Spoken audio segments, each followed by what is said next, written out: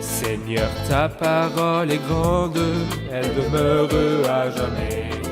Ta parole est infaillible, rien ne peut la supprimer. Bienvenue chers spectateurs et bienvenue à tous nos spectateurs dans le monde entier pour un nouvel épisode de l'émission d'études quotidiennes Toute la Bible. Dans notre étude du livre d'Ésaïe, nous avons atteint le chapitre 65. On s'était arrêté la fois passée au futur cri ou appel de la nation invoquant le salut de Dieu. Ils lui dirent « Si seulement tu déchirais le ciel et descendais ». Quand Dieu interviendra-t-il pour les sauver? Quand les exaucera-t-il? C'est ce qu'on verra dans l'épisode d'aujourd'hui, notamment au chapitre 65, avec le serviteur du Seigneur, frère Youssef Riyad. Bienvenue, cher frère. Merci beaucoup, frère Riyad. Bienvenue aussi au public présent parmi nous. Bienvenue à vous tous. Je vous invite à noter vos observations et questions et à nous suivre dans cette étude. Nous commençons après cette courte pause.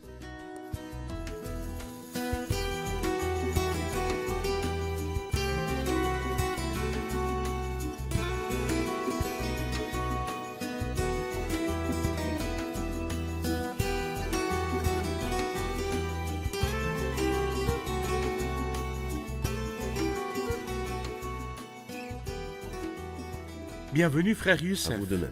On est au chapitre 65 et l'avant-dernier du livre d'Ésaïe. Pouvez-vous nous donner une idée sur ce chapitre? C'est l'un des chapitres les plus importants du livre d'Ésaïe, parce qu'il nous parle de la libération, de la création et de son renouvellement. Lorsqu'il dit dans le verset 17, « En effet, je crée un nouveau ciel et une nouvelle terre ». Quelle splendide parole le prophète Ésaïe nous offre dans ce chapitre. Mais c'est également un chapitre merveilleux parce qu'il constitue la réponse de Dieu à la prière adressée à lui par le reste pieux vers le milieu du chapitre 63, puis dans tout le chapitre 64. Et leur dernier mot au chapitre 64 était « Devant tout cela, Éternel, te retiendras-tu d'intervenir? Vas-tu garder le silence et nous humilier à l'excès ?» En fait, le Seigneur parlera. Et nous lirons dans ce chapitre et le suivant la réponse de Dieu, où l'expression « dit l'Éternel » revient près de 7 fois. C'est-à-dire si nous passons au chapitre 65, verset 7, il dit « Vos fautes ainsi que celles de vos ancêtres, dit l'Éternel ». Dans le verset 8, « Voici ce que dit l'Éternel ». Puis dans le verset 13, « Voici ce que dit le Seigneur l'Éternel ». Et si nous allons au chapitre suivant, verset 1, « Voici ce que dit l'Éternel ». Verset 5, « Écoutez la parole de l'Éternel ». Et dans le verset 12, il dit « En effet, voici ce que dit l'Éternel ». Et enfin, dans le verset 23, nous lisons « dit l'Éternel », une réponse septuple à leur prière qui était si persistante et si humble et si brisée. Seigneur, interviens pour notre bien, nous te supplions, nous en sommes indignes, nous avouons nos péchés. Et je crois que c'est le genre d'attitude que le Seigneur ne peut pas décevoir. Lorsque Jacob a pleuré, invoquant la miséricorde de Dieu, à ce moment-là, le Seigneur l'a béni là-bas. C'est bien de savoir que le Seigneur interviendra pour nous sauver ou exaucer nos prières ou encore nous parler. Souvent, on confond le silence de Dieu avec son absence de la scène. On voudrait qu'il lève le bras et agisse, mais Dieu qui possède un bras puissant possède aussi volonté et sagesse. Sa volonté lui dicte quand agir pour le salut et je pense que le chapitre 65 nous montre à quel moment Dieu interviendra pour le salut. Tout à fait. Y a-t-il un classement spécifique des idées principales de ce chapitre? Eh bien, je vois 4 idées principales dans les 4 parties que nous avons ici. Du verset 1 jusqu'au verset 7, une partie qu'on peut appeler les rebelles que le Seigneur détruira. Ensuite, à partir du verset 8 jusqu'au verset 10, les justes pieux dont le Seigneur aura pitié. Ensuite, à partir du verset 11 jusqu'au verset 16, c'est le double destin des justes et des méchants. Et enfin, à partir du verset 17 jusqu'à la fin du chapitre, la création que le Seigneur délivrera du joug de la corruption. Bien. Permettez-moi de lire le premier verset du chapitre 65 quand il dit « Je me suis laissé consulter par ceux qui ne me demandaient pas. Je me suis laissé trouver par ceux qui ne me cherchaient pas. J'ai dit « Me voici à une nation qui ne faisait pas appel à mon nom. Qui vise-t-il par ces paroles? Quelle est la nation qui ne fit pas appel à son nom? Et par qui s'est-il laissé trouver ?» Eh bien, je pense que l'apôtre Paul, dans ce texte du Nouveau Testament, cible les nations et malheureusement, Dieu a tendu les mains à longueur de journée, comme il le dit dans le verset suivant. « À longueur de journée, j'ai tendu mes mains vers un peuple rebelle qui marche sur une mauvaise voie et c'est la nation d'Israël. » Cependant, actuellement, il y a plusieurs de ceux qui ne sont pas de la nation d'Israël et qui ont répondu à l'appel du Seigneur. Donc, le Seigneur s'est laissé trouver par ceux qui ne l'ont pas demandé. Et ici, nous voyons l'image de l'affluence des nations vers l'Église de Dieu dans le temps présent. Ou comme application du texte de Jean 1, elle est venue chez les siens, et les siens ne l'ont pas accueillie, mais à tous ceux qui l'ont acceptée, elle a donné le droit de devenir enfant de Dieu. Vrai. Il s'est tourné vers les nations qui ne l'ont pas cherché et ne lui ont rien demandé. C'est vrai.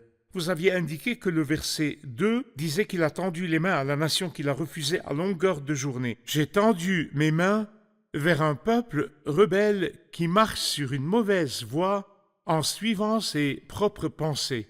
C'est un peuple qui ne cesse de m'irriter en face en offrant des sacrifices dans les jardins et faisant brûler de l'encens sur les briques. Parlez-nous de la rébellion de ce peuple contre Dieu. Qu'ont-ils fait? Ici, il dit des paroles très touchantes. À longueur de journée, j'ai tendu mes mains vers un peuple rebelle. Mais si nous réalisons que la longueur de journée signifie 1500 ans, nous crierons combien notre Seigneur est patient. Et c'est exactement comme Moïse avait dit, vous avez été rebelles contre l'Éternel depuis que je vous connais. Bon, Moïse est mort, puis vint Josué, et puis les juges, étaient-ils meilleurs? Et puis vinrent les rois, ont-ils fait mieux? Bon, plus tard, le reste retourna à ses terres, puis vint le Christ, le Fils de Dieu en personne, ils le crucifièrent. Était-il meilleur? Malheureusement, à longueur de journée équivaut à 1500 ans. Quelle extrême patience de Dieu! Mais à propos, il y a un verset qui dit « Où méprises-tu les richesses de sa bonté, de sa patience et de sa générosité, en ne reconnaissant pas que la bonté de Dieu te pousse au repentir ?» Le christianisme n'existe pas depuis 1500 ans, mais depuis 2000 ans. C'est pourquoi tous ceux qui ne répondront pas à l'appel de Dieu auront une triste fin. Donc le jour du Seigneur n'est pas une seule journée, Oui. c'est jour et nuit. C'est Même vrai. s'il commence le soir et continue le jour, mais ça veut dire, lorsque je tends les mains, ce sera le jour pour vous. C'est vrai. Mais viendra le temps où il lèvera les mains, et ce jour deviendra jour de jugement. Le soir Ésaïe de ce chapitre jour. 21 dit « Le matin arrive, mais aussi la nuit. » Ça, Donc c'est il y a le le jour, mais après il fera nuit. Frère Youssef, en parlant des agissements de cette nation contre Dieu, il dit à partir du verset 3, « C'est un peuple qui ne cesse de m'irriter en face en offrant des sacrifices dans les jardins et faisant brûler de l'encens sur les briques. Il habite dans les tombeaux et passe la nuit dans les endroits bien gardés. Il mange de la viande de porc et remplit ses plats d'aliments impurs. Il prétend, reste à l'écart, ne t'approche pas de moi car je suis trop saint pour toi. Une telle attitude fait monter dans mes narines une fumée, un feu qui brûle toujours. Il est décrit dans tous leurs actes comme fumée dans ses narines. Prière de comparer entre les actes de cette nation comme fumée dans les narines de Dieu et entre les odeurs agréables qui montent au nez du Seigneur. Bien sûr, nous connaissons ces odeurs agréables qui sont montées au nez de Dieu, qui sont celles de l'Holocauste et l'offrande de farine et le sacrifice de communion qui symbolise le Christ dans sa vie et dans sa mort. D'accord, Parce que le Christ dans sa vie et dans sa mort a réjoui le cœur de Dieu. c'est vrai. Quant à ces gens-là, au contraire, ils firent exactement l'opposé. Ils sont fumés dans ses narines, c'est-à-dire qu'ils sont détestables et provoquent aussi la colère de Dieu. Et quelle est la chose que Dieu déteste le plus et qui provoque la colère contre ses auteurs? En fait, ce sont trois choses. Au verset 3, il nous parle du paganisme de cette nation. Au verset 4, il nous parle de l'impureté de cette nation. Au verset 5, il nous parle de l'orgueil de cette nation. Imaginez si le paganisme vient s'ajouter à l'impureté et aussi à l'orgueil. Eh bien, ces trois choses, Dieu les a en horreur. Ces choses sont fumées dans ses narines, s'attirant la colère sur eux-mêmes ainsi que la rage. C'est détestable et insupportable pour celui qui respire cette En tant fumée. que nation, ils firent monter de la fumée au nez de C'est Dieu. juste. Mais le Christ, béni soit À son lui nom, la gloire. la vraie vigne fit monter la joie au cœur de Tout Dieu. à fait. Parfait. Bien sûr, vous avez dit qu'à longueur de journée, il leur tendait les mains, mais eux, toute la journée, n'étaient qu'un Oh feu mon Dieu, brûlant toujours. c'est vrai. Permettez qu'on suive un court reportage, puis on prendra la question du public. Nous sommes tous devenus comme des objets impurs et toute notre justice est pareille à un habit taché de sang. Peu importe quels actes nous considérons comme bons, cela peut sembler génial d'offrir notre argent pour nourrir les pauvres et les nécessiteux, mais aux yeux de Dieu, tout ce qui provient de la chair est comme un vieil habit usé. Et il est impossible, chers amis spectateurs, de faire sortir quelque chose de pur de l'impur. Et donc, l'homme pécheur ne peut rien faire qui soit agréable à Dieu. il doit tout d'abord venir repentant vers Dieu et se soumettre à lui. En fait, il est dur pour celui qui compte sur ses bonnes œuvres d'accepter ses paroles. Pourtant, c'est la vérité. Prière de clarifier le verset 8. Voici ce que dit l'Éternel, quand on trouve du jus dans une grappe, on dit « Ne la détruis pas, car elle contient une bénédiction. J'agirai de la même manière à cause de mes serviteurs. Je ne détruirai pas tout. » On aimerait une explication. Veuillez expliquer, frère Youssef. Eh bien ici, il parle des fidèles, des pieux restant à l'avenir, qui seront très peu nombreux. Mais à leur sujet, il dit ici, quand on trouve du jus dans une grappe de raisin, donc quelque chose de bon sort de la grappe, on dit ne la détruis pas, car elle contient une bénédiction. J'agirai de la même manière à cause de mes serviteurs, c'est le reste pieux à l'avenir. Je ne détruirai pas tout, sauf si ces jours sont abrégés, comme le Christ le dit, personne ne serait sauvé.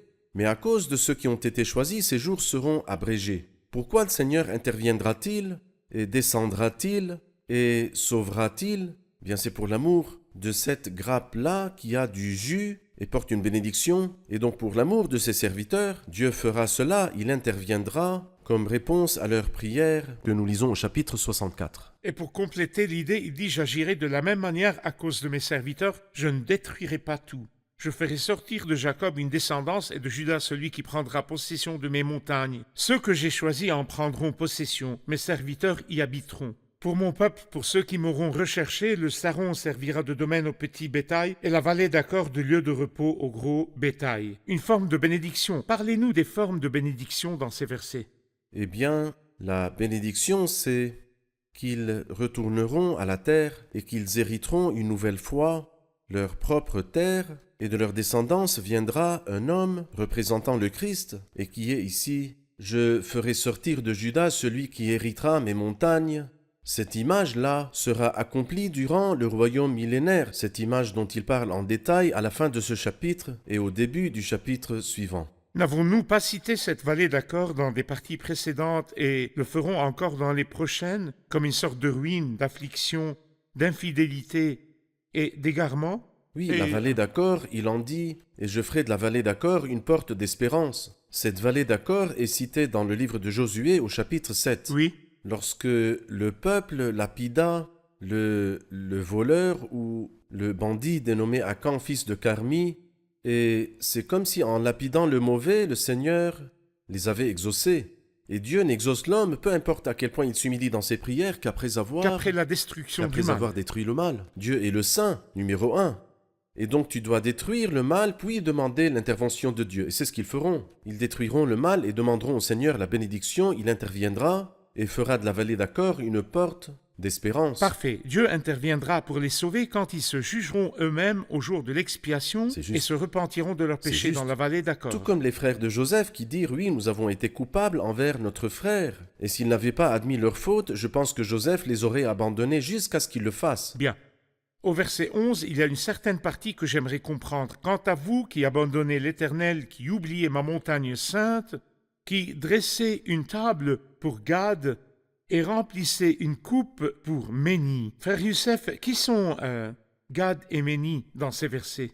Eh bien, dans la Bible référentielle, il est dit de Gad que c'est la planète Jupiter. Et donc, le dieu de la chance. Et puis ensuite, Méni, c'est en fait la planète Vénus. Et donc, c'est en fait le dieu du destin. Alors malheureusement, ils se sont détournés de Dieu afin d'adorer les idoles.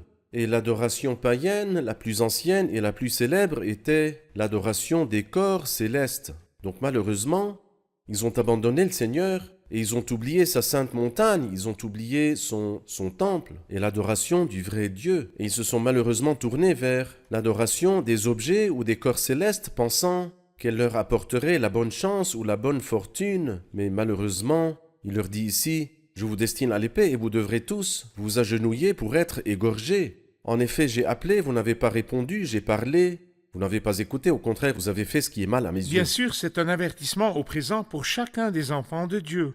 se méfier de n'importe quelle forme d'astrologie et tout ce qui a rapport avec les astres et horoscopes quotidiens, chance, bonne fortune, tarot, tout cela n'a rien à voir avec les enfants de Dieu. Nous, nos Exactement. affaires sont liées au Seigneur et sa bonne et parfaite volonté. Eh bien, en fait, frère Ayad, s'éloigner de Dieu pour quiconque, que ce soit les astres, que ce soit les saints ou intercesseurs, si nous nous détournons de Dieu, Mal et c'est le mal amertume. et l'amertume. Tout à fait. Exactement. Vous avez dit que ces versets du 11 au 16 soulignent un double destin pour les justes et les méchants. Oui. Si vous pouvez nous donner une idée sur ces deux destins. Eh bien, écoutez ce qu'il dit dans le verset 13. « Mes serviteurs mangeront, tandis que vous aurez faim. Ils boiront, tandis que vous aurez soif. Ils seront dans la joie, tandis que vous connaîtrez la honte. Ils chanteront le bonheur, tandis que vous crierez de douleur. » Je pense que ceci est assez clair, deux destins différents. Là-bas, consolation éternelle, et ici, tourment éternel. Et alors l'homme doit choisir. Suivras-tu le Seigneur, tu auras la consolation éternelle. Si tu t'éloignes de lui, tu auras le tourment éternel. Tu dois choisir. Parfait. Tourment ou consolation? Très bien. Allons prendre la question du public si vous permettez. Le verset 17 dit, « En effet, je crée un nouveau ciel et une nouvelle terre. On ne se souviendra plus des premiers événements, ils ne viendront plus à l'esprit. » Que signifie nouveau ciel? Que veut-il dire ici? La Jérusalem céleste n'est-elle pas supposée être au ciel? Ne sait-on pas que la terre et ses éléments se désagrégeront et disparaîtront? Alors qu'est-ce que ce nouveau ciel qui durera à jamais? Frère Youssef, quel est le concept de ce nouveau ciel et nouvelle terre à partir du verset 17 et jusqu'à la fin du chapitre? Est-ce qu'ils sont les mêmes que ceux mentionnés dans 2 Pierre 3? En fait, dans 2 Pierre chapitre 3 et dans Apocalypse 21, nous lisons à propos du ciel nouveau et de la nouvelle terre qui seront éternels, après la disparition du ciel actuel et de la terre actuelle. Et c'est le jour éternel de C'est Dieu. le jour éternel de Dieu, celui qui n'est pas mentionné dans l'Ancien Testament, puisque l'Ancien Testament s'achève avec Avec le royaume millénaire. Le dernier regard prophétique, c'est en ce jour-là. Ce jour-là, c'est le jour où le Christ régnera. Et ici, il parle du nouveau ciel et de la nouvelle terre, du royaume millénaire. Et ici, le sens du nouveau ciel et de la nouvelle terre, c'est un sens moral et non pas éternel.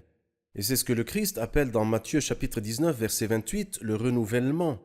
Et que Pierre appelle libération et les temps de rafraîchissement et de la restauration totale. Et l'apôtre Paul l'appelle libération de la création.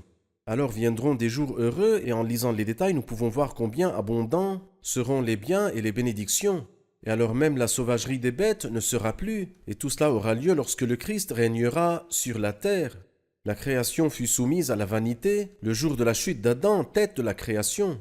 Mais ensuite vint le Christ, qui est la tête de la nouvelle création, le dernier Adam. Et en conséquence de ce que le Christ a fait, la création sera libérée de l'esclavage de la corruption pour prendre part à la glorieuse liberté des enfants de Dieu. Il faut donc bien distinguer. Lorsque nous lisons dans Ésaïe 65 ou Ésaïe 66 sur le nouveau ciel et la nouvelle terre, cela nous parle de ce qui va arriver durant le royaume millénaire. Si nous lisons dans 2 Pierre chapitre 3 et dans l'Apocalypse chapitre 21, cela parle du nouveau ciel et de la nouvelle terre après la disparition de ceux qui sont présents actuellement, au jour éternel de Dieu dans l'éternité. Mais ici, il s'agit seulement du royaume millénaire. S'il vous plaît, pouvez-vous nous rappeler les 4 jours reliés chronologiquement, jour de l'homme, jour de Jésus-Christ, jour du Seigneur et jour de Dieu, pour bien classer les fêtes dans l'esprit du spectateur?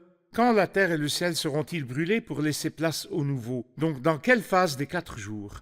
Nous vivons actuellement au jour de l'homme. Cela veut dire que de nos jours, comme nous le lisons dans le livre d'Ésaïe, on donnera aux fous le nom de nobles.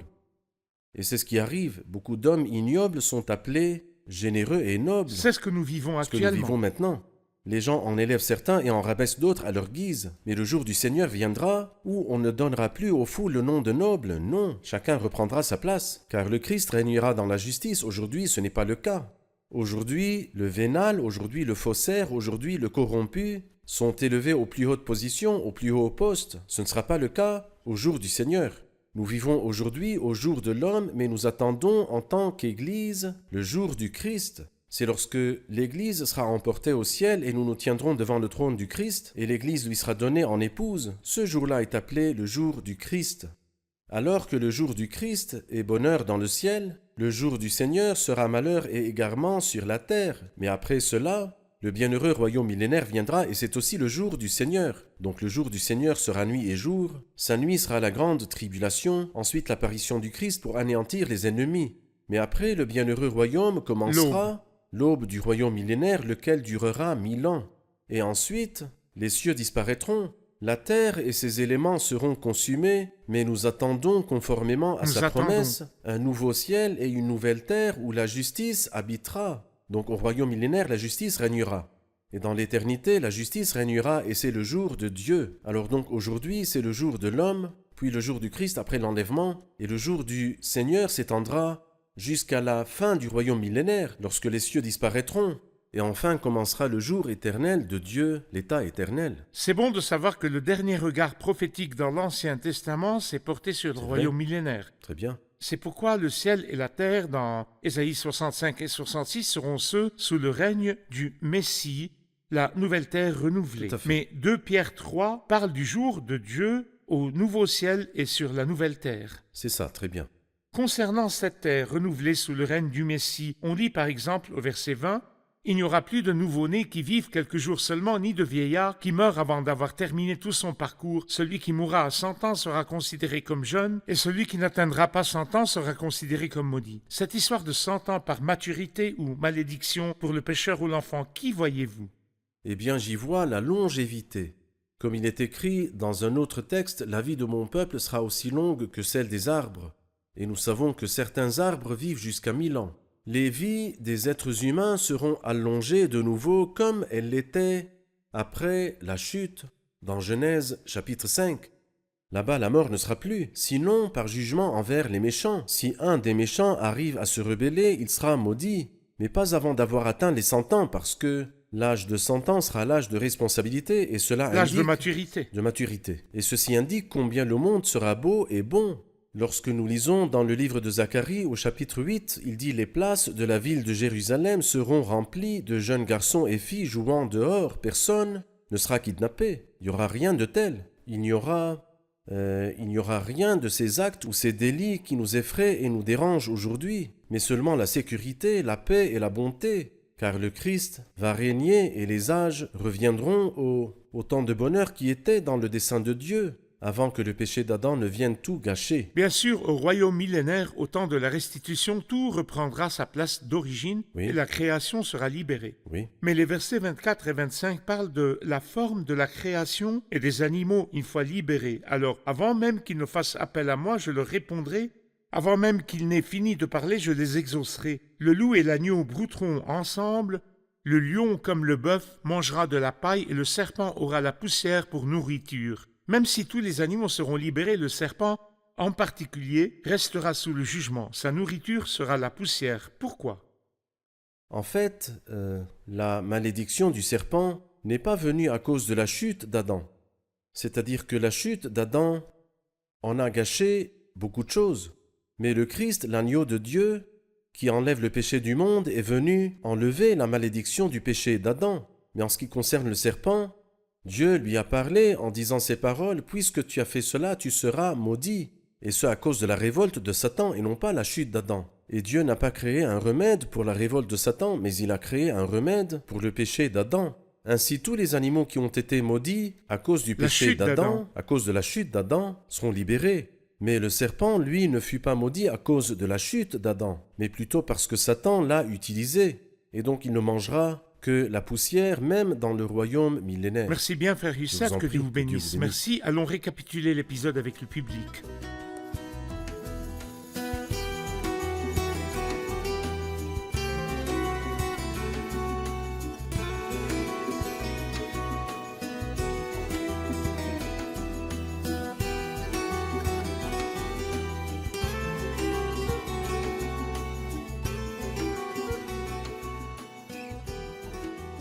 Soyez les bienvenus. Le verset 1 parlait d'une nation. Il dit « Je me suis laissé consulter par ceux qui ne me demandaient rien, je me suis laissé trouver par ceux qui ne me cherchaient pas. J'ai dit « me voici, à une nation qui ne faisait pas appel à mon nom. » Qui est cette nation et ce peuple? Même si la nation juive l'avait refusé auparavant, mais toutes les autres nations qui l'ont accepté, il est allé vers eux, tout comme l'a dit l'apôtre Jean. Il est venu chez les siens et les siens ne l'ont pas accueilli, mais à tous ceux qui l'ont accepté, il a donné le droit de devenir enfants de Dieu. Qu'en pensez-vous, frère Youssef? Très bien. Très bien. Bon, les versets à partir du 2e parlent des mauvais actes de la nation envers son Dieu et comment elle le rejeta. Et frère Youssef a souligné un triple mal chez cette nation. Quelqu'un peut nous le rappeler? Ils se caractérisaient par leur paganisme, leur orgueil et impureté, et c'est un grand mal qui montait comme une fumée aux narines de Dieu. Le paganisme, impureté et orgueil. Impureté et Où orgueil. voyons-nous cet orgueil dans les versets qu'on a lus? Quelqu'un s'en souvient? Au verset 5, il prétend « Reste à l'écart, ne t'approche pas de moi, car je suis trop saint pour toi. » Bien, ils agissaient avec tout le monde, prétendant qu'ils sont les plus saints de toute la terre. Puis paganisme, orgueil et impureté. Parfait. Bien. Passons au verset 11. Il parle de Gad et de Méni. Que signifient ces deux noms?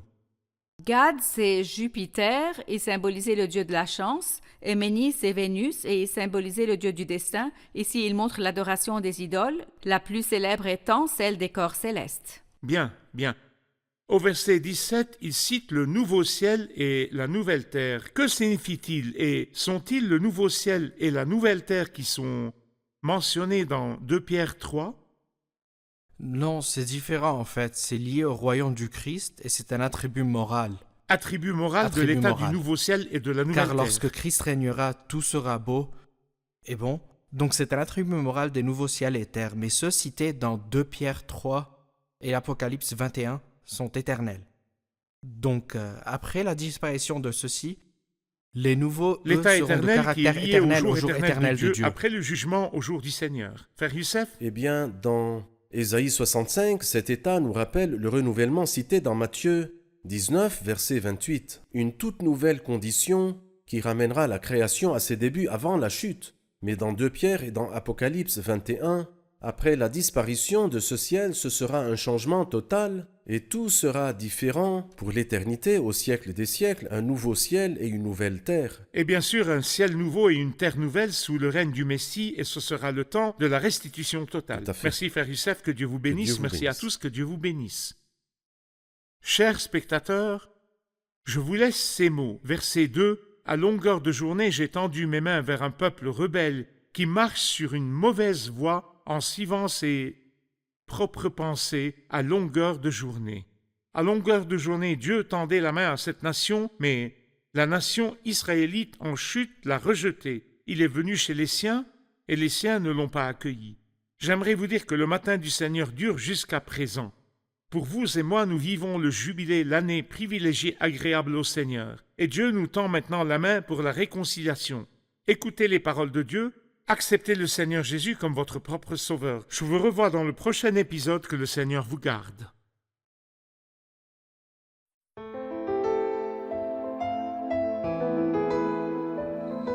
Seigneur, ta parole est grande, elle demeure à jamais. Ta parole est infaillible, rien ne peut la supprimer.